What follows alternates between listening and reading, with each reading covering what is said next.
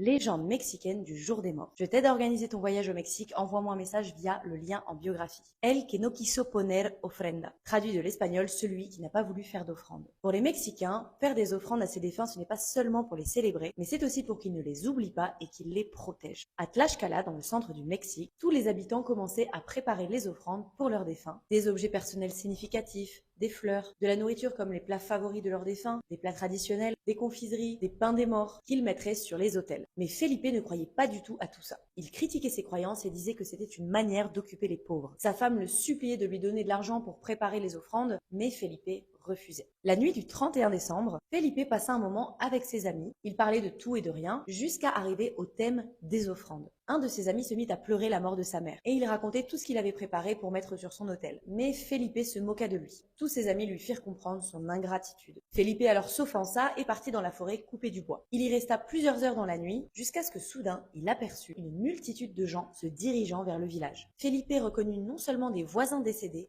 mais aussi ses parents.